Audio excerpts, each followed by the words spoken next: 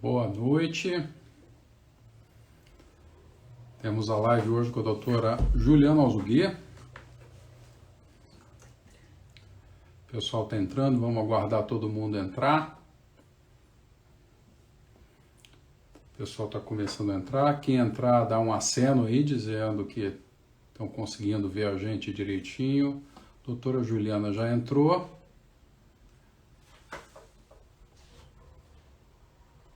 Vamos ver se a gente consegue aceitar a doutora Juliana aqui.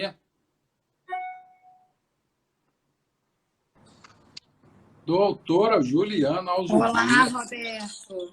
Tudo Boa bem? noite, tudo bom? Boa noite, tudo bem? Mexe tua câmera um pouquinho para cima, que está cortando você aqui. Tá, pronto. Maravilha, maravilha. Vamos esperar só mais um pouquinho, o pessoal tem aquele atrasinho protocolar brasileiro, né? Sim, claro. Bom, muito bom te ter aqui, a gente conversando assim, né?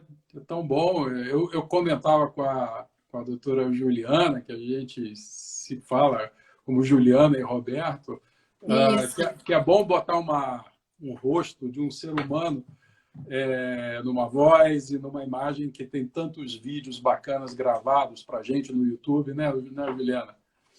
Com certeza, né? A gente já trabalha junto há muito tempo, já conversa há muito tempo, mas eu acho que essa plataforma aqui é uma entrada boa, né? Para a gente falar com mais humanidade, talvez, né? Com certeza, com certeza. É muito curioso que, apesar do distanciamento físico que a pandemia impôs a todos nós, eu sinto que, em alguma medida, a gente passou a dar um valor muito maior para um negócio que a gente não dava tanto valor, que é o contato humano próximo, né? Ah, sim, com certeza. Eu acho que foi a falta dele, né, Roberto? Foi a gente não poder abraçar, foi a gente não poder estar tão perto do paciente, né? Terminar uma cirurgia e dar um abraço, um beijo.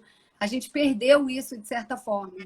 E aí a gente viu como fazia falta, né? Como fica parecendo que fica um vazio em alguns momentos, né? Quando você atende um paciente no consultório e não pode dar um abraço, não pode falar um oi de verdade, né? Isso é muito difícil para a gente ainda está treinando também.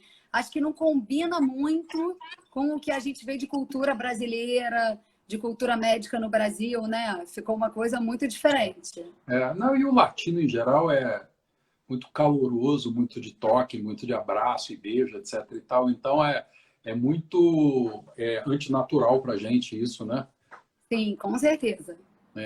E é engraçado, outra coisa que também eu percebi, e a gente viu isso na nossa equipe, a gente passava semanas, meses e até anos tendo relacionamentos muito baseados na rotina, na correria do dia a dia, e aí quando tem esse distanciamento todo e a gente é absolutamente forçado a ter uma visão mais humanística das relações e toma decisões concretas para demonstrar que você está preocupado com a pessoa humana do outro lado, mais ainda porque você está distante, o engraçado é a reação das pessoas gozado.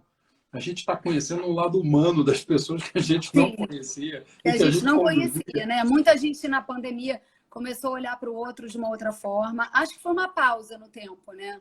A gente tem observado muito isso. As pessoas tiveram um tempo para pensar, né? Para estarem nas suas casas, mas também pensar na vida, olhar para o outro.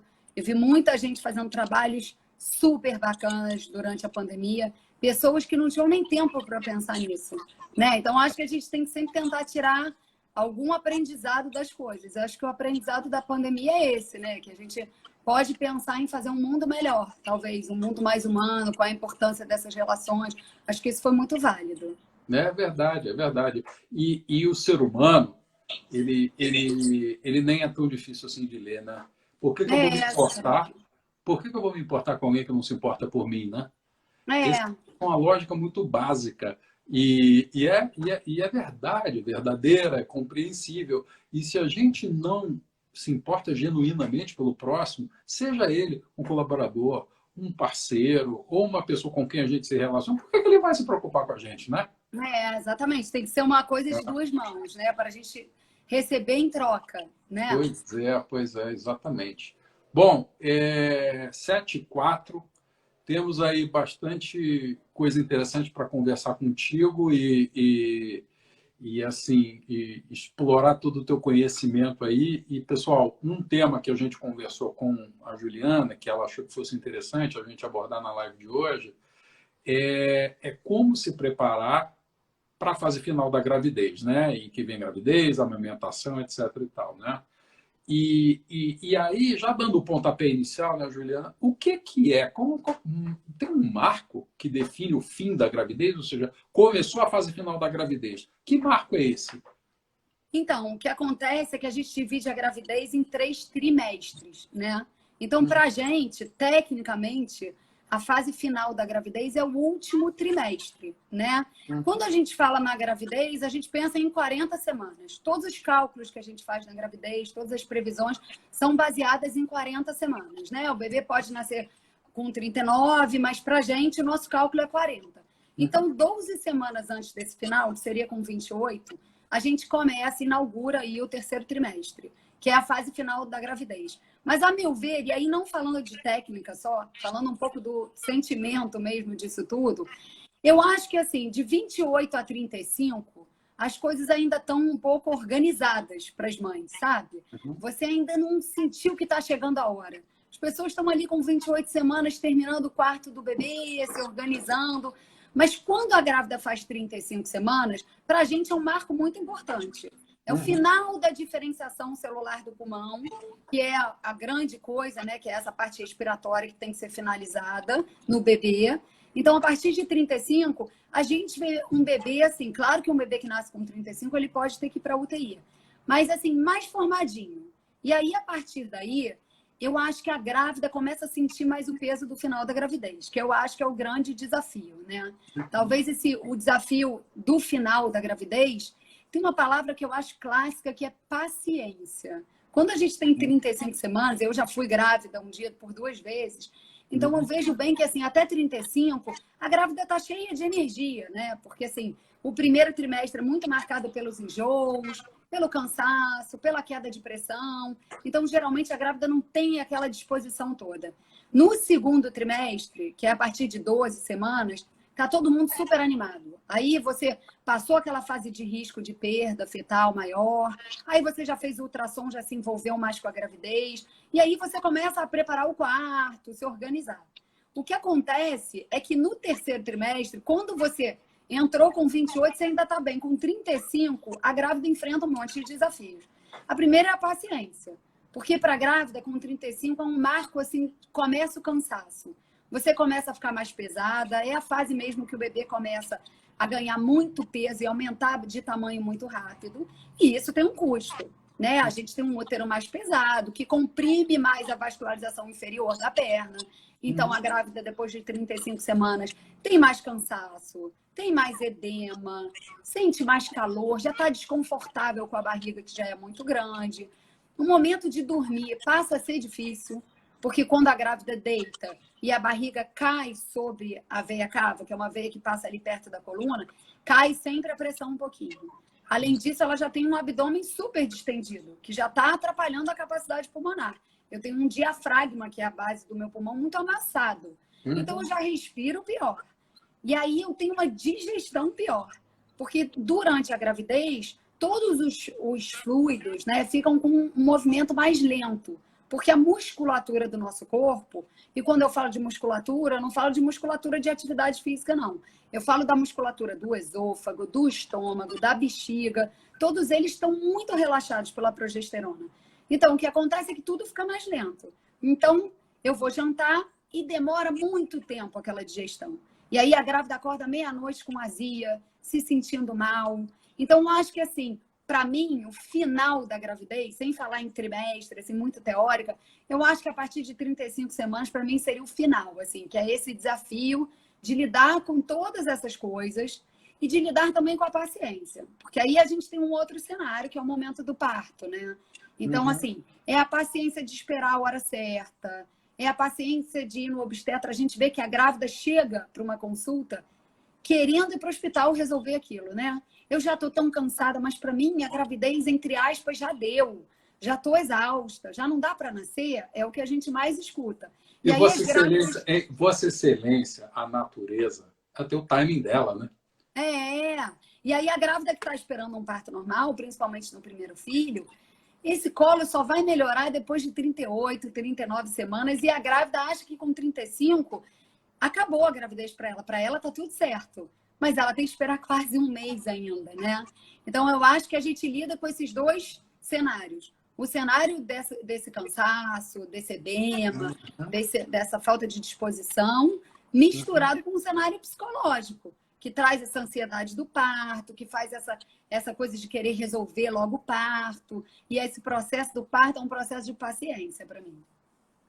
E escutando você falar, né? Eu sou pai de 3 filhas, é tão humano, tão natural você se esgotar um pouco de paciência, né? Se sucumbir à ansiedade, né? E a gente tem que pegar um pouco mais leve, né? Porque é natural você ficar impaciente, natural você ficar cansado, né? Cansada. Claro. Né?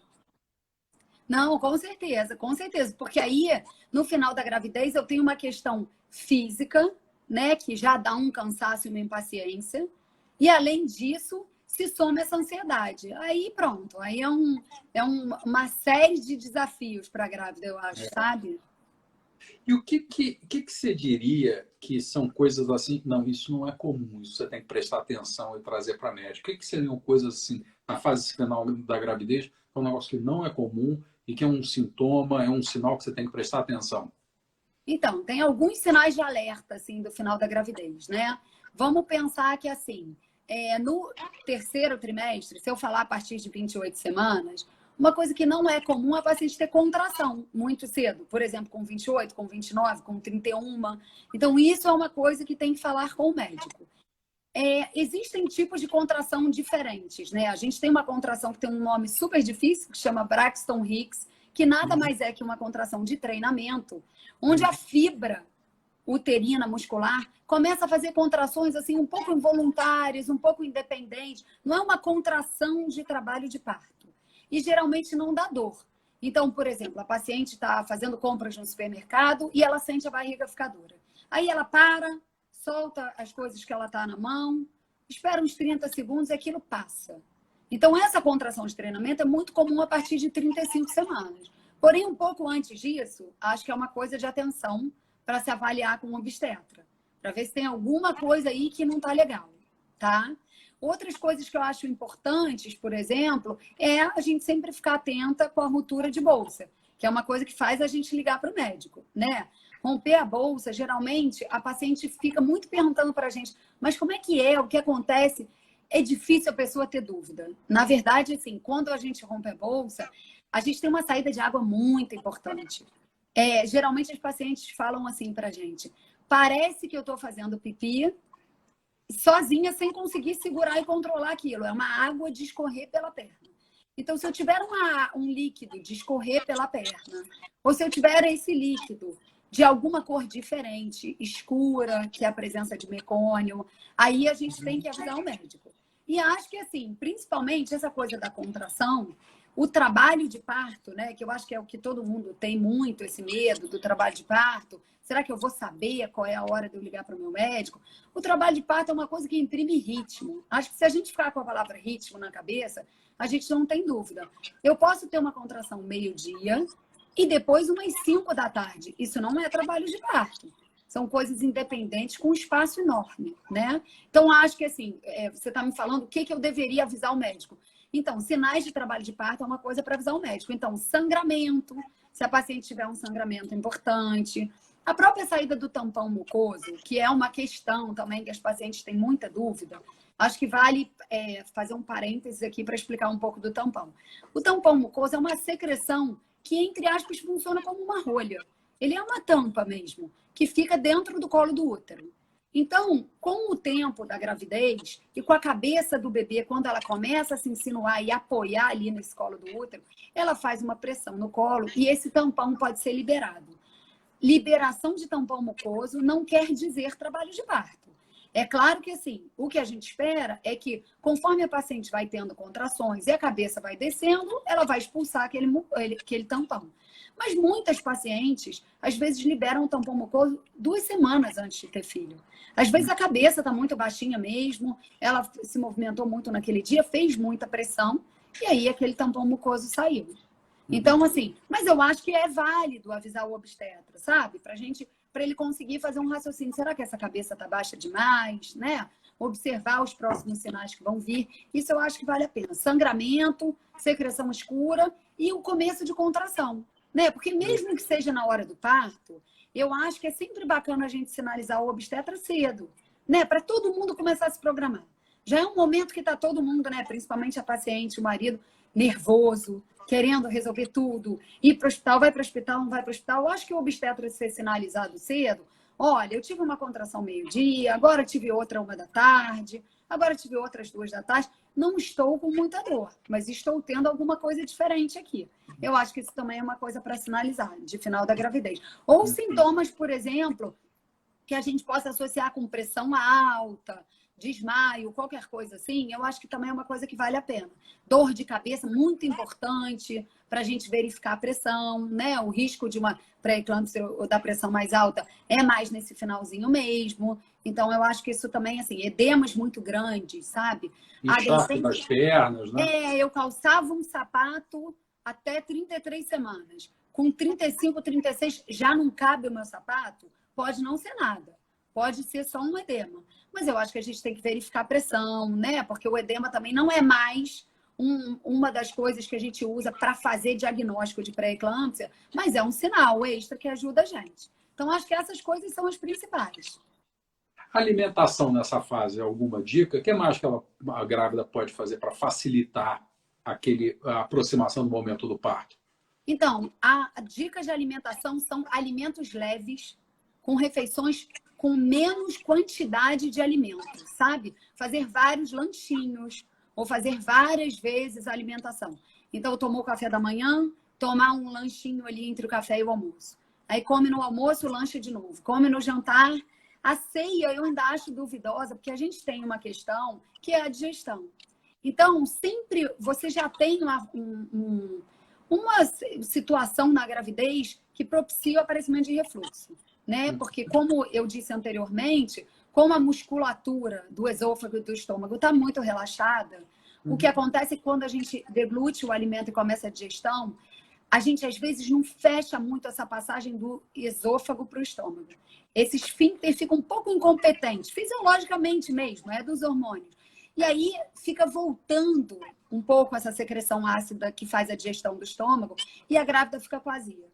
Então, eu acho que assim, a principal dica nessa fase é não façam refeições muito grandes e muito gordurosas e pesadas e principalmente não vá se deitar logo depois dessas refeições. Assim, tentem jantar um pouco mais cedo e ficar em casa mais sentada, com o tórax ereto. E aí dormir um pouco depois, sabe? 1 hora, 1 hora e meia depois da ingestão de alimento. Mas a dica de alimentação é isso. Tentar fazer uma alimentação mais saudável, mais leve, com menos gordura. E várias vezes, em vez de fazer uma alimentação muito copiosa, muito grande. Entendi. Passando agora para a fase do parto. Como é que a gestante tem certeza, se é que eu posso dizer desse jeito, que ela está entrando no trabalho de parto?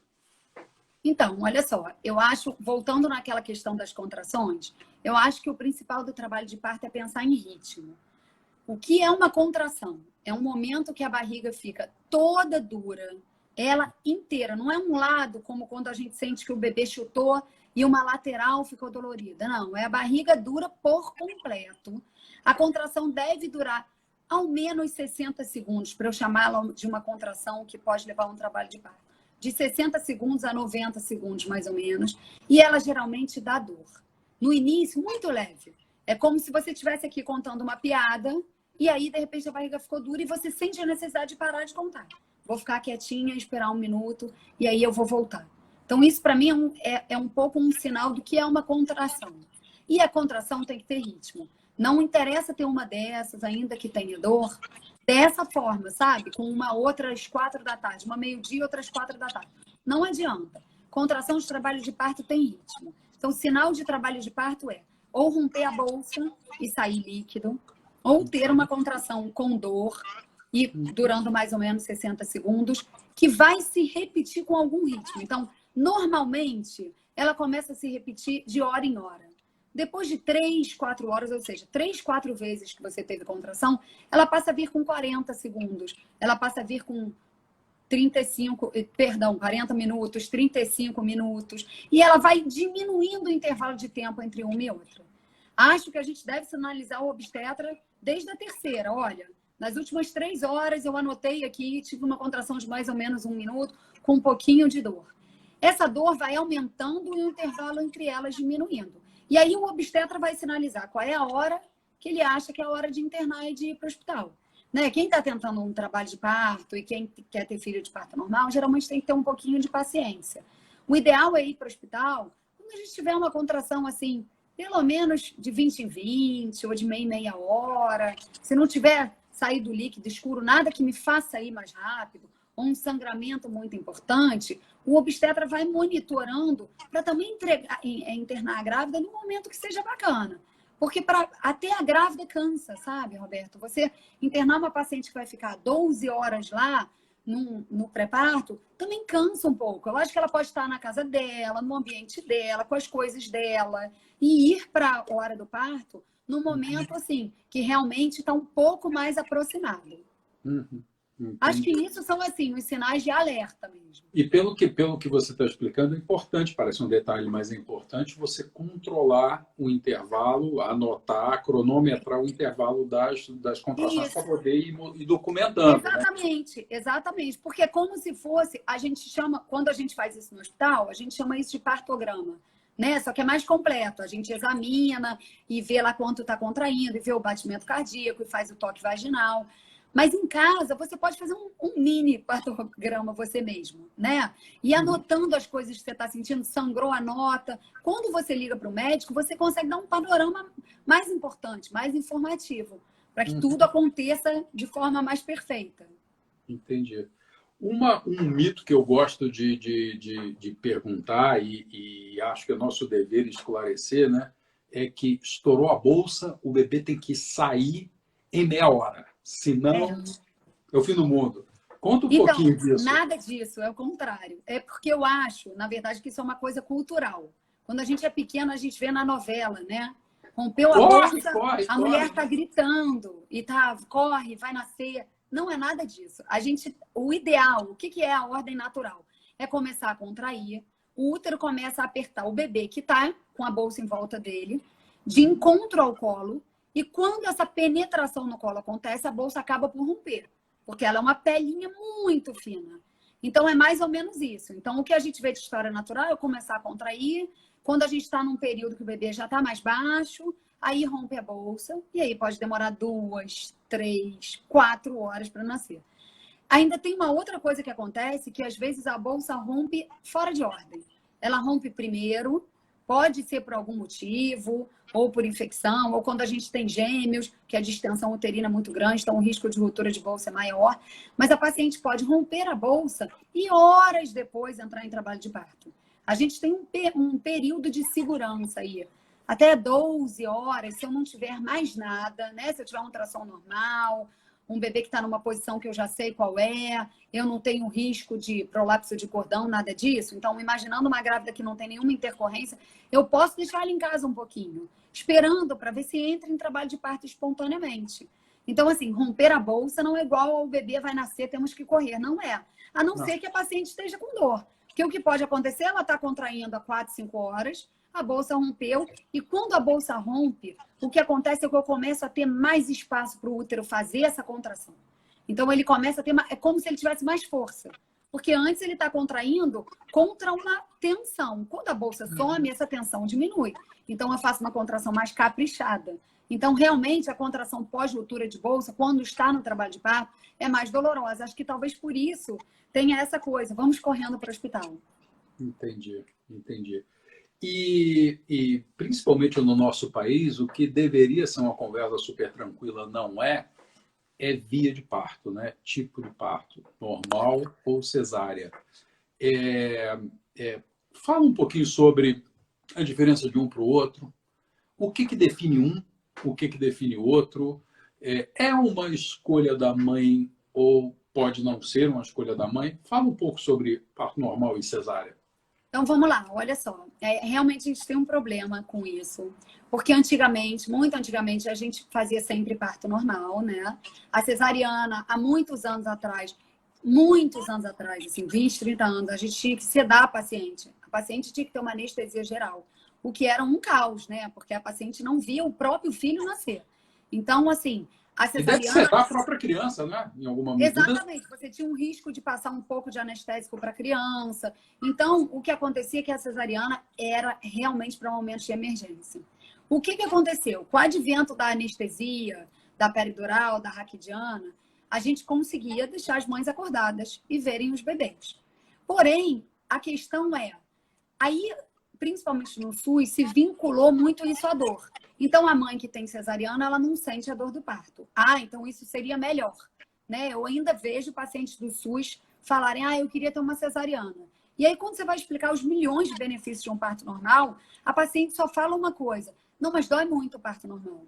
A minha mãe, a minha avó, todo mundo falou, então eu quero uma cesariana para não ter dor. O que é muito diferente do SUS, da clínica privada, né? Quando a gente faz parto na clínica privada, a paciente de parto normal toma anestesia peridural e fica sem ter dor. Ela chega no hospital com um pouco de estímulo doloroso, claro, mas depois ela fica extremamente confortável no parto normal. Só que o que acontece no SUS não é que o SUS não quer fazer anestesia, é que não há números de anestesistas suficientes para atender individualmente cada paciente, porque em algumas maternidades você faz 6, 8 partos às vezes ao mesmo tempo e você não tem uma equipe tão grande. Então, o que acontece, que eu acho que é muito mandatório, assim, é que a cesariana tem essa anestesia e no SUS o parto normal tem uma anestesia que é como se fosse um pouco local, assim, para as pessoas entenderem. Ali onde talvez a gente tenha que fazer epísio, que às vezes faz, às vezes não faz, aí você faz uma anestesia local, mas não abole a dor de cima, sabe? E a dor lá de baixo do períneo quando o bebê está saindo. Então, assim, o parto normal, gente, claro que todas as pacientes que tenham a chance de ter um parto normal têm um benefício enorme, né? São inúmeros. A gente fala muito, assim, da paciente estar mais ativa na hora do parto, ela participa mais, ela faz força, ela pega logo o bebê no colo, ela até está numa posição mais favorável, ela consegue se sentar mais, né? E botar logo o bebê para mamar, o que não significa que a gente não vai fazer isso na cesariana. Mas o que acontece é isso, que quando a gente está no parto normal, a gente tem todos esses benefícios. Não é uma cirurgia, a gente não abre a barriga da paciente. Cirurgia é sempre sempre mais rápido também, né? Exatamente. Cirurgia tem risco de infecção, tem risco de sangramento, tem risco de complicação, tem uma série de coisas que o parto normal não tem, né? Fora esse benefício de parir e da paciente participar e da descida do leite ser pela 24 horas antes, quando a gente tem parto normal versus cesariana. Então, tem todos esses benefícios. O que eu acho importante é também a gente pontuar que se a cesariana for bem aplicada, ela está aí para resolver problemas, né? A gente tem indicações onde a gente tem que fazer uma cesariana, né? Assim, são várias as indicações. Às vezes, uma grávida que é hipertensa tem que fazer uma cesariana. Às vezes, algumas doenças maternas que podem ser passadas para o bebê. Ou algumas questões que o bebê vai na monitorização do final da gravidez, vai mostrando que ele não está crescendo. Ou que o fluxo... Exatamente. Ou que o fluxo de oxigênio não está bacana. Ou que essa placenta envelheceu antes da hora e não é mais benefício o bebê tá intraútero. Então, a gente tem uma série de indicações clássicas de cesariana. Mas eu acho que a gente tem que usar a cesariana para quando a gente tem indicação. Evidentemente, o parto normal tem milhões de vantagens. Porém, uma coisa que eu sempre gosto de dizer também é que eu acho que, sem querer, como no Brasil começou a se fazer muita cesariana, eu acho que as grávidas ficaram com medo dessa história do parto normal versus cesarianas. Eu ainda escuto muitas grávidas falarem: não, mas o meu médico, ele pode dizer para mim que a cesariana é uma indicação ou é melhor. E, na verdade, eu queria um parto normal e eu podia ter, mas ele fez isso porque ele quer fazer uma cesariana. Eu acho que a coisa mais importante da via de parto é você confiar no profissional que está te acompanhando. A gente precisa confiar que se o médico falar, olha, você tem uma questão clínica para ser submetida a uma cesariana, a gente precisa confiar. E se essa confiança não existe, eu acho que esse pré-natal não existiu, você entende? Eu acho que a via de parto, é claro que a paciente pode escolher, quando é possível escolher, ela pode escolher. a paciente tem até o direito de escolher uma cesariana. Ela não é obrigada a fazer um parto normal. Ela pode escolher. O que acontece é que no SUS, muitas vezes, essa opção, na prática, é difícil de dar, né? Porque você não tem vaga para todo mundo, por essas questões. Mas falando em vias normais, a paciente poderia escolher uma cesariana. O que eu acho é que a gente tem que ter muito cuidado com o profissional que a gente escolhe. Eu escuto isso sempre, pessoas contando frustrações. Eu quis um parto normal, meu médico falou que não dava e virou uma cesárea. Mas eu acho que não era isso. Eu acho que ele queria viajar no fim de semana. E aí ele quis fazer a minha cesariana. Então, gente, eu acho que o que está errado é a relação médico-paciente, né? Eu acho que a cesariana está aí para ajudar quando a gente tem um problema. E a gente tem que confiar na indicação clínica do obstetra. E aí eu pergunto a você... Desculpa, eu queria falar uma coisa. O benefício do pós-parto, né? Que eu acho que isso é importante. Pode falar. No parto normal, hoje em dia, a cesariana, a anestesia é tão boa e a gente faz medicações para dor tão boas que a paciente hoje em dia não tem mais aquele cenário de 20 anos atrás que a paciente mal conseguia esticar o tórax no pós-operatório. A paciente de cesariana levanta bem, caminha bem. Então, se tiver alguma grávida escutando e vai ter que ter uma cesariana e está frustrada por isso, não é assim, gente. Se tiver que ter uma cesariana, a paciente passa muito bem. Mas, realmente, como a gente faz uma cirurgia e abre a barriga, há um desconforto maior no abdômen. Porém, no parto normal, lá onde a gente faz EPIS ou não faz, porque muitas vezes a gente não faz, a gente fica com um pouco de desconforto. Tem uma dorzinha ali na área vaginal e próxima do ânus, mas o desconforto realmente é menor no pós-operatório do parto normal e da cesárea. Mas, assim, eu gosto de dizer que, assim, faz muita diferença ali os 2 primeiros dias. Depois, todo mundo fica bem. Assim, não fiquem tristes se vocês tiverem que ser submetidos a uma cesariana, que o importante é o bebê vir bem, com saúde, sem risco. Acho que a gente tem que lembrar disso, né? O objetivo do parto é um bebê saudável, né? Às vezes as mães querem, mas eu queria escolher, mas o meu parto... O parto é da gente, mas é do bebê também, né? A gente tem que nunca pode esquecer que a prioridade é um bebê saudável. Claro. O que eu ia te dizer aquela hora é o seguinte, com o benefício de não ser médico, ser leigo, nós, não médicos, temos uma relação muito especial, muito única com o médico. O médico é uma pessoa em quem a gente deposita uma confiança quase cega, uma confiança assim, gigante. E se ele fala algo, na maioria das vezes a tendência nossa não é pensar criticamente, é confiar. E aí eu pergunto a você, será que valeria para a grávida perguntar uma coisa simples? Quantos partos normais o senhor fez nos últimos 12 meses? Não, assim, eu acho que vale. Mas, na verdade, sim, isso é tão Aí difícil. o cara vai falar, nenhum, só faz cesárea. Perfeitamente. Então, eu acho que isso talvez seja uma coisa assim. Acho que o mais importante é a gente um pouco jogar limpo, né? Tem médicos, eu conheço médicos que gostam de uma cesariana, mas que falam para os pacientes deles, sabe?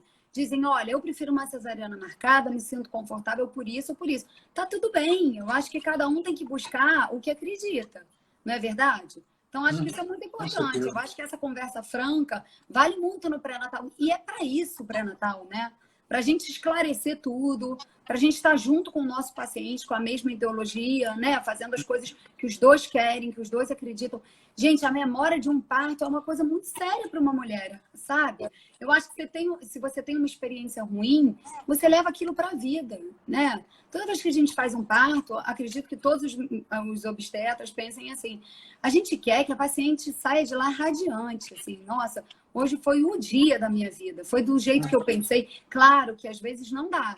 Às vezes você está num parto por muito tempo e o bebê não nasce de parto normal e vai virar uma cesariana, ou porque a gente tem uma desproporção e o bebê não desce, ou porque o bebê mostrou algum débito ali durante o trabalho de parto e virou uma cesárea de emergência. Mas mesmo quando vira uma cesárea, o que a gente tenta fazer é que aquele momento seja sublime, eu diria. Sabe? Que a gente consiga... Tudo bem, não é um parto normal, mas vamos tentar fazer o mais próximo disso possível. Vamos tirar o bebê e botar logo no colo da mãe. Vamos tentar fazer todas as outras coisas que ela queria. Mas, às vezes, a gente não é Deus, né? E eu acho que, assim, ainda bem que a gente tem a cesariana para resolver as intercorrências. Claro. Tá? Tem duas perguntas, enquanto a gente está falando de parto, rapidinho. Uma sobre epísio, para você falar rapidinho um pouco sobre epísio e um pouco tentar, que é a pergunta que está aí, quer dizer, qual a melhor forma de abordar esse assunto com o médico, para que nós, pacientes, consigamos descobrir se o nosso médico é do tipo que prefere cesariana. Tá, vou falar de... Qual a dica que você dá? Vou falar da epísio primeiro. De epísio Olha primeiro. só, a epísio Okay. também, há um tempo atrás se fazia uma epísio, há uns anos atrás, muito grande. Qual era o objetivo desse cortinho? Era preservar a musculatura daquela área. Então, ninguém fazia um corte embaixo à toa. É para preservar a musculatura, porque alguns partos podiam fazer lacerações e rupturas desse músculo. Quando o músculo rompe com aquela pressão, ele rompe desordenado, entende? Então, você pode ter problemas lá na frente. Então, para que tinha epísio? Era para você abrir um cortinho organizado, da forma que você vai fechar perfeito depois, e a paciente nem vai sentir onde foi aquele cortinho, tá? Esse era o objetivo. De um tempo para cá, de uns anos para cá, a gente começou a diminuir o tamanho do epísio, né? Assim, só o que a gente precisava mesmo, para sangrar pouco, para não ter muita dor no pós-operatório, porque alguns estudos mostraram que você não precisava abrir tanto do músculo, porque ali é músculo. E hoje em dia a gente faz epísio quando precisa. Tem horas que a gente vê que aquela musculatura pode romper e pode ter uma ruptura. Então, a epísio é benefício. Quando a gente não precisa, quando a cabeça está vindo de uma forma mais natural, mais tranquila e não vai romper nada, a gente protege ali o períneo naquela região com uma compressa e não precisa fazer epísio. Então, a questão da epísio depende se precisa ou se não precisa. Claro que se não precisar, gente, realmente é melhor não fazer. Mas se eu vou distender aquele músculo ou romper, aí é melhor fazer, entende? Tá? Porque é uma coisa mais organizada. A pergunta era sobre o médico para ver se ele gosta de cesariana ou parto normal. Qual o jeito, né? Qual é a dica que você dá para a gente tentar chegar gente, eu acho que a gente precisa, na vida, de transparência. No pré-natal, mais ainda. Então, eu acho que essa conversa pode ser lá no começo do pré-natal. Olha, meu desejo era um parto normal, o meu sonho era um parto normal. Eu queria saber qual é a sua disponibilidade, se você faria um parto normal, como é que é para você, e se for de madrugada, tudo bem? E se for no carnaval, tudo bem? A maioria dos médicos pontua isso bem, sabe? Tem os médicos que gostam, preferem uma cesariana ou por ideologia, ou por uma questão, né? Porque tem muitos médicos que falam da violência. Você numa cidade que você vive hoje em dia, sair de madrugada, como é que seria isso para o médico? Eu acho transparência, eu acho falar de coração abertamente, sabe? Do qual é a sua demanda, né? Eu acho que ninguém vai enganar um paciente, né? Claro que sempre tem profissionais, gente, que não são bacanas em qualquer área, e não é na medicina, em qualquer cenário. Mas eu acho que vale pontuar o que é importante para você. E buscar um profissional que vá até o fim com você naquilo que se comprometeu, naquilo que é importante para você. Realmente é uma loucura a nossa vida, né? Sair de madrugada, e a gente sai de madrugada, e às vezes é alarme falso, aí volta para casa. Aí dorme mais 2 horas, aí agora é o parto, aí volta para o parto. Aí, às vezes, você passa uma noite inteira sem dormir, volta para casa, 3 horas depois tem outro parto, que parece que às vezes é a lei de Murphy, um bebê nasce, todo mundo quer nascer junto. Então, eu acho que tem um pouco isso, sabe? Entendi. Eu acho que é mais uma relação aberta mesmo, uma discussão aberta. Entendi. E para concluir um pouco a história do parto, tem alguma coisa que a grávida possa fazer que esteja sob o controle dela para auxiliar o bebê encaixar e ficar na posição certa ou não depende da grávida? Então, gente, tem um monte de exercícios hoje em dia, né? Tem isso gratuitamente na internet, tem aulas, tem posições que você pode fazer durante o trabalho de parto e posições que você acreditam, exercícios que você pode fazer antes do trabalho de parto, se o bebê não está encaixado, ou se o bebê está virado ao contrário, né? Se está sentado, por exemplo, em vez de com a cabeça para baixo. A verdade é assim, Roberto, a gente não conseguiu ainda fazer um estudo científico que indique às mulheres assim, olha, faça esse exercício que o seu bebê que está sentado vai virar. Isso não tem muito. Portanto, a nossa orientação é assim, qualquer exercício que não bote a grávida em risco, e eu acho que ela pode bater essa bola com o obstetra no consultório, ela pode fazer, né? Tem gente que faz acupuntura, tem gente que fala, então eu vou andar na praia, então eu vou subir e descer escada. Se ela não está em risco, ela pode fazer para ajudar.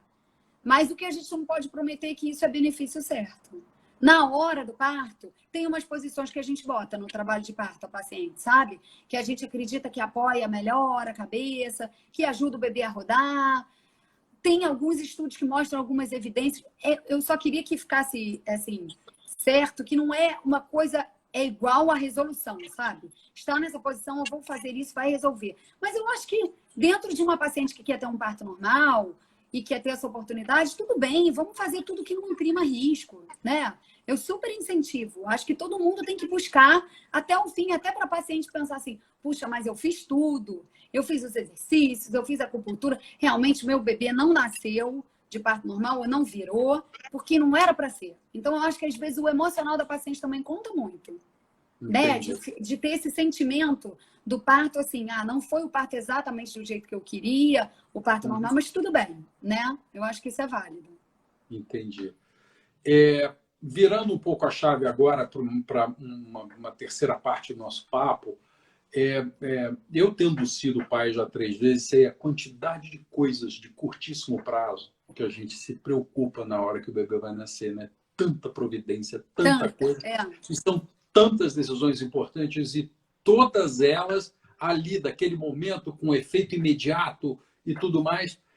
Só que naquele momento tem decisões de longo prazo que podem ou não ser tomadas ali naquela hora. E eu fiz essa introdução porque eu queria saber a tua opinião sobre a nossa atividade, que é o armazenamento célula-tronco, que é uma decisão que precisa ser tomada naquele momento e que tem um impacto no longo prazo na saúde daquele ser humano que está nascendo, né? Qual é a tua opinião? Então, minha opinião é o seguinte: primeira coisa importante é que as pacientes sempre vêm com muita dúvida sobre célula-tronco, né? A gente tem muita coisa experimental ainda. Então, sempre que a gente tem coisas muito experimentais, tem muita dúvida, né? A gente quer saber, então eu vou usar para quê? Então, assim, nas leucemias a gente vê a aplicabilidade, mas e nas outras coisas? Eu vejo os pacientes perguntarem muito. Eu li um estudo que se injetou célula-tronco num paciente que teve um acidente de carro. E aí ele teve benefício injetando célula-tronco naquela lesão medular. E aí, eu vou poder usar do meu bebê? Por isso eu acho que, como é um tema que é muito rico em coisas novas, a gente tem que pensar nele um pouco antes. Claro que você pode fazer uma coleta de emergência, né? Estava conversando isso com meu marido e entrei em trabalho de parto. Tudo bem, a gente pode ligar para a empresa e pedir para eles irem lá rapidinho. Mas eu acho que vale discutir com o obstetra, ler sobre o assunto. Eu acho que é uma coisa que tem muito a se desenvolver ainda, né? Então, você armazena hoje com um resultado e com uma aplicabilidade de hoje. A gente não sabe se daqui a 10 anos a gente vai ter mais 200 aplicabilidades sobre isso, né? Sobre essa amostra. Então, eu acho que tem que se informar antes. Até para ter esse tempo de discutir, para ligar para a empresa, para entender, para esclarecer todas as dúvidas.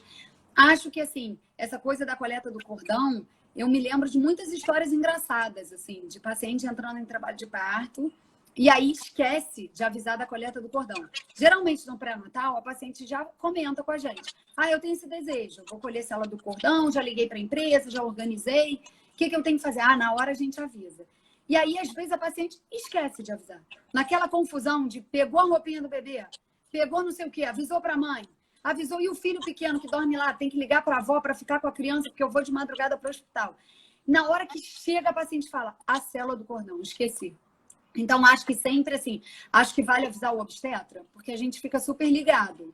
Tem paciente que, quando está indo para o hospital, a gente fala, avisou da coleta da célula do cordão? Acho que o melhor momento para avisar é quando a paciente vai tomar essa decisão de ir para o hospital. É claro que às vezes a paciente vai para o hospital, a gente, no parto normal, né? A gente ainda vai examinar o paciente. E às vezes a gente faz um exame e fala, vai demorar umas 3 horas. Mas eu acho que vale avisar, porque aí a empresa já está, né, meio pronta, ou a enfermeira que vai fazer a coleta já vai se encaminhando para o hospital e fica lá esperando a gente. Algumas vezes já aconteceu de um parto que ia demorar muito tempo, da gente ligar para a empresa e falar, espera meia horinha. Porque aqui a gente acha que vai demorar 3 ou 4. Claro que não dá para deixar para a última hora, porque parto é parto, gente, é imprevisibilidade completa. Às vezes a paciente chega no hospital, a gente acha que vai demorar, passa 1 hora, 2 horas, o bebê encaixou, acha um caminho e nasce, né? Eu não acho que tem que deixar para cima da hora, mas eu acho que se eu pudesse dar um conselho assim, qual é a hora? na hora que o obstetra falar, vamos ao hospital, ligue para a empresa de célula-tronco e fale para ir, porque aí não tem erro. Não tem como não dar certo. Vai chegar todo mundo junto e no final dá tudo certo. E pessoal, a mensagem é, uma empresa como a Accord Vida já teve que lidar com 20 mil seres humanos aproximadamente que nasceram sem escolher a hora, sem avisar. Então, deixa que a gente se preocupe com o tempo de espera, demora, etc. e tal. É assim mesmo, né? E sabe, Juliana, a gente é brasileiro, né? Brasileira danada, deixar tudo para a última hora, né? Exatamente. Quando que a família tem que começar a pensar nisso durante a gravidez? Aí eu acho, o que eu vejo normalmente é que no segundo trimestre a paciente já está pensando nisso. Né? Eu acho que o primeiro trimestre, até 12 semanas, ninguém está pensando em nada. A gente está torcendo para tudo dar certo, fazendo ultrassom, confirmando a gravidez, vendo o batimento cardíaco. A preocupação é muito essa. O que eu vejo é que a partir de 15, 16 semanas, que é bem essa fase que a paciente está mais disposta, e aí ela vai buscando as informações, aí ela quer ler sobre as coisas, é a hora que começa esse papo. Mas eu acho que, assim, essa decisão, a meu ver, deveria ser tomada até umas 35 semanas. Que aí você já ligou, já fechou, já organizou, e aí a gente vai junto ajudando. Assim. Normalmente, na hora, a gente sempre lembra. E a célula do cordão que a gente conversou no consultório, você decidiu? Ah, decidi, vamos ligar. Aí a gente liga. Entendi. E dói para a criança? Dói para colher? Dói para a mãe? Nada. O procedimento, mais ou menos, funciona assim, né? Tanto na cesariana quanto no parto normal, primeiro sai o bebê, que tem um cordão umbilical que é ligado à placenta. Das duas formas, primeiro sai o bebê e vem aquele cordãozinho. A placenta, no primeiro momento, está ali aderida ao útero ainda, né? Eles não saem em bloco. Eles saem primeiro o bebê e depois a placenta. Naquele tempo que a gente tem, quando o bebê saiu, que a gente está enxugando o bebê, da mesma forma que a gente clampeia o cordão e corta para dar o bebê para o pediatra, dar para a mãe, e depois a gente tira a placenta, é nessa hora que a gente colhe célula-tronco. Né? A gente normalmente colhe um pouco ali na hora do parto, ou não, dependendo do parto, dependendo do que a gente tem, e dá a placenta para a enfermeira da empresa colher o resto do sangue. Então, não tem nada a ver com o bebê.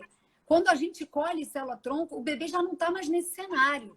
Ele já saiu daqui, tá? Já está na mão do neonatologista, né? Já está na mão do neonatologista há muito tempo, Exatamente. Uma coisa, a medicina evolui muito rápido e uma evolução ou uma novidade, uma mudança que tem estado muito em voga, que eu queria... Surgiu uma pergunta aí no feed do nosso bate-papo sobre clampeamento tardio, né? E tem opiniões diversas, que é bom, que não é bom, que... Enfim, tem opiniões diversas. E eu queria saber a tua opinião, não só como obstetra, pensando no interesse da mãe e do bebê, mas também o efeito que isso tem na própria coleta de célula-tronco.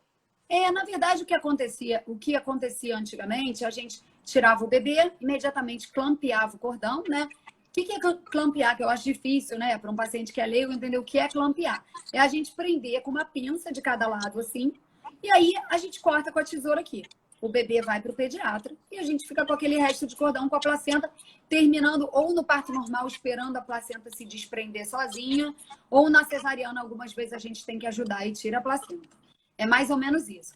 O que acontece é que alguns estudos mostraram, com o tempo, que você esperar um pouquinho para fazer esse clampeamento podia ter benefício.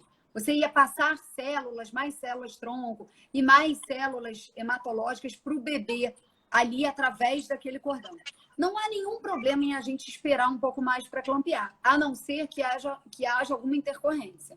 Por exemplo, se eu tenho um útero que está sangrando muito, ou se eu tenho uma placenta que está descolando e está fazendo uma hemorragia, tem situações que você não tem esse tempinho de esperar. Isso é muito dividido ainda.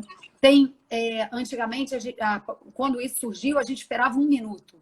Hoje em dia, tem pediatras que falam para esperar 40 segundos, porque às vezes podia dar uma icterícia depois, o bebê podia ir muito hemácia para o bebê. Então, assim, ainda é muito discutível o benefício real, né? O que você tenta evitar é que há um período, e aí a pediatria detalha isso mais perfeitamente, que o bebê poderia fazer uma anemia lá na frente e eu ter demorado para clampear ia diminuir o risco dessa anemia acontecer. que era uma... E aí, assim, depois disso, a gente viu que alguns bebês começou essa dúvida, será que eles vão ter icterícia? Porque, afinal, eu estou dando mais hemácia. Então, esse bebê pode ficar mais amarelo depois. Então, assim, é um pouco discutível isso ainda. Não tem uma coisa muito fixa dessa história. Acho que cada um pode discutir com o seu pediatra o que o seu pediatra acredita. Porém, não atrapalha para a gente muito colher essa célula do cordão, não.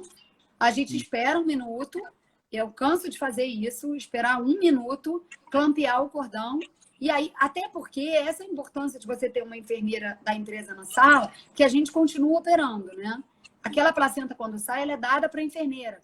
E aí, esse procedimento é feito numa mesinha do nosso lado, do qual a gente não participa mais. Então, essa placenta fica lá num dispositivo descendo o sangue, tirando tudo que tem de célula-tronco e de sangue da placenta. Então, também não tem problema fazer clampeamento tardio. Não tem problema nenhum. Geralmente, a gente faz um clampeamento um pouquinho, pelo menos 1 minuto, assim, se estiver tudo bem, 45 minutos, a gente espera. E, gente, eu juro, hein? Eu prometo que eu não combinei isso com a Juliana, o que eu vou te dizer agora. Olha o que eu vou dizer. No último congresso que eu fui no exterior, nos Estados Unidos, onde se discutiu o clampeamento tardio, 1 minuto era o ponto ideal de envio de sangue para o bebê e de coleta. Era o ponto ideal onde você pode clampear, pode dar os benefícios do clampeamento e não atrapalha muito a coleta. O problema é com o clampeamento de 3 minutos. Na minha prática clínica, eu não vejo atrapalhar. A gente faz clampeamento com 1 minuto diariamente. E eu nunca vi a gente... não deu para colher muito bem por causa do clampeamento. De maneira alguma. Sim, sim. E a última pergunta sobre essa história de célula-tronco é: o que você acha que as famílias deveriam considerar na hora de escolher uma empresa? Porque tem muitas. Todas se vendem, todas falam, todas ligam, tem folheto, tem isso, tem aquilo. O que você acha que as famílias devem considerar? Eu acho que, assim, o mais importante é a seriedade da empresa, né? Eu acho que a gente pode, assim, conversar com o médico é uma boa, né? Porque a gente que é médico, a gente conhece as empresas, né? A gente sabe quem é sério, quem é o biólogo que trabalha naquela empresa, se ele é bom ou se não é, como é que é aquela tecnologia, porque vamos pensar que a gente está congelando células. Como é que é esse congelamento? A gente não ter oportunidade de ir na empresa e ver o congelador, né? Como é que as coisas ficam? Se isso é dividido direitinho, qual é a responsabilidade dessa empresa? É a mesma discussão de coleta de óvulos, né? Isso é muito sério, né? Material genético, uma coisa muito importante. Então, eu acho que, assim, a conversa com o seu médico talvez seja muito boa, né? Acho que até porque a gente que é médico e que trabalha nessa área, imagino que todos pensem assim, a gente tem muita ética na hora de indicar uma empresa. Isso não pode ser uma coisa comercial. Isso tem que ser uma coisa muito séria, né? Então, eu acho que, assim, o que mais tem que se preocupar é quantos anos de mercado tem, se já conseguiu descongelar aquela célula alguma vez para usar em alguma leucemia, né? Quem é o biólogo dessa empresa? Quais são as pessoas do board da empresa, né? Quais são as pessoas que estão envolvidas naquele processo? E isso eu acho que o obstetra pode ajudar.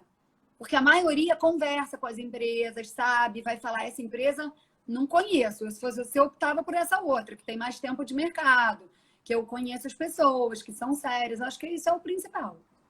Entendi. Estamos com o tempo apertado, faltam no máximo uns 5 minutinhos. Tentar falar um pouquinho sobre amamentação e pós-parto, né? O que você recomendaria que a gestante poderia fazer para se preparar e o que você acha que ela não deve fazer que pode atrapalhar a amamentação? Tá, para se preparar, vou tentar falar o mais rápido possível, tá?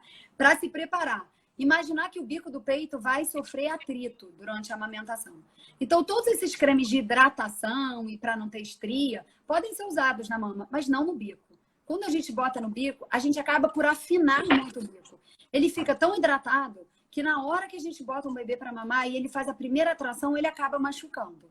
Então, não usar hidratantes, emolientes, nada no bico. Uma coisa que pode ajudar é se expor um pouquinho ao sol. Não é fácil para todo mundo, né? Hoje em dia, a maioria das pessoas moram em prédio, em apartamento, às vezes tem vizinho em volta. É difícil você pegar um solzinho na mama. Mas se fosse possível, sem o sutiã mesmo, se expor ao sol, assim, 15 minutinhos todo dia, a partir de 35 semanas, seria maravilhoso. Outra coisa que é legal é você fazer um atrito leve, com cuidado para não machucar, no bico. Então, por exemplo, passar devagarzinho uma buchinha de tomar banho, mesmo com sabãozinho, para ir treinando um atrito ali naquela área. Como se eu quisesse ganhar um pouco de força, sabe? Acho que isso é o principal. Entendi. E o que alguma coisa sobre alimentação? Tem muito mito sobre come isso, que o leite desce, o leite não desce. Vamos lá, olha só. Alimentação. Não tem nenhum artigo que mostrou pra gente um grupo de alimentos proibido. Eu sempre gosto de dizer isso. É claro que vão ter mães que vão comentar assim: ah, toda vez que eu como chocolate, eu sinto que o meu bebê não fica legal. Fica incomodado, fica com gases, reclamando. Então, é o meu bebê que não fica legal com chocolate, entende? Eu não consigo publicar uma lista de coisas que vão me... camarão não pode, brócolis não pode. Não existe isso. Cada bebê é um bebê. Então, a princípio, pode tudo, né? E aí a gente vai observando aos pouquinhos. O que não é muito legal é a bebida alcoólica, porque a bebida alcoólica passa pelo leite. Então, eu sempre recomendo assim: ah, mas a paciente está no pós-parto, mas é o casamento do irmão. Ela quer ir, ela queria poder ingerir bebida alcoólica. Tudo bem. Então, vai ingerir bebida alcoólica, aquela próxima mamada ela tira com a bomba, joga fora e despreza aquele leite que tem um teor alcoólico importante. E aí, daqui a 3 horas, ela pode amamentar, tá? Acho que isso que é o proibido, assim, né? Que é o que não é legal. Ou seja, é verdade na prática de conhecimento, por experiência, que alguns alimentos que a mãe venha a ingerir possa vir a causar cólica na criança. Então, verdade? É verdade. Não são alimentos, assim, de maneiras gerais, são, assim, que não existe uma lista, sabe? Mas a gente tem essa coisa observacional de crianças que não ficam legal amamentando depois de terem a mãe ter comido algum alimento que tem gases. Isso existe, mas é de observação, sabe? Não é uma coisa científica que a gente tem comprovação para orientar. Eu assisti muito curso de gestante, eu me lembro as grávidas perguntando o que eu devo evitar que pode, eventualmente, atrapalhar meu leite a descer. Porque tem um monte de gente dando palpite, pente. Não, olha só, gente, não tem nada. A descida do leite é um processo fisiológico, né? Ocasionado pelo pós-parto mesmo, né? A ocitocina, que é o hormônio que faz o leite sair, começa a ser secretada. E a principal coisa para ajudar na descida do leite é a sucção. É o bebê fazer uma boa pega e sugar. O estímulo da boquinha do bebê ali naquela área é que onde estão as glândulas, que não é só no biquinho, né? Na areola toda. Ali naquela área, quando o bebê faz pressão, você induz a secreção de leite. Então, na verdade, é a sucção. Agora, tem dicas que eu acho que ajudam. Primeiro, ingerir muito líquido. Quanto mais substrato você dá para a produção, melhor a sua quantidade de leite, né? Segunda coisa que é difícil é descansar. Né? A gente observa bem, eu amamentei muito tempo as minhas filhas, e você observa bem que, assim, se você amamentar e for resolver uns problemas ali da casa, e daqui a 3 horas já está na hora de mamar de novo, você nem descansou, a mamada é muito pior e inferior do que se você for deitar e ler um livro.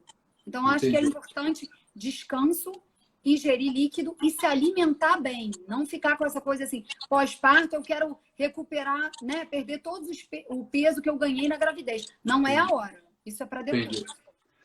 Juliana, antes que o Instagram derrube a gente, eu queria te agradecer um montão pela essa pessoa maravilhosa que você é, essa pessoa carismática, essa pessoa que é tão generosa e gentil, uma pessoa que só agrega. Muito obrigado por você ter conversado com a gente. E queria te dar, sei lá, se possível, 15 segundos para você se despedir. Não, eu que queria agradecer. Para mim é um prazer. Eu sou uma pessoa que acredita em medicina não só para tratar doença. Eu acredito em medicina para estar perto do paciente. Foi por isso que eu fiz medicina. E eu acho que a gente tem um compromisso assim, social mesmo, de estar junto com as pessoas nessa hora, principalmente na hora do parto. Então, para mim, realmente, eu sou uma pessoa apaixonada pela minha profissão. E acho que é isso, sabe? Eu acho que a gente tem que treinar isso, ensinar para o paciente. Não é porque o paciente não é médico, que ele não quer entender as coisas, que ele não quer também ler um artigo, que ele também não quer mostrar o que ele sente. Então, eu acho isso. Eu acho que medicina é isso. É muito mais do que tratar. Muito mais do que operar alguém, né? É a gente estar junto, né? É o paciente se sentir participando, principalmente do parto. Parabéns por ser essa pessoa contagiante, Obrigada. bacana que você é, tá? Obrigada, foi um prazer. Se tiverem perguntas, depois vocês me mandam. Obrigado, tá? Tá bom? Beijo Um grande. beijo. Obrigado. Tchau. Tchau.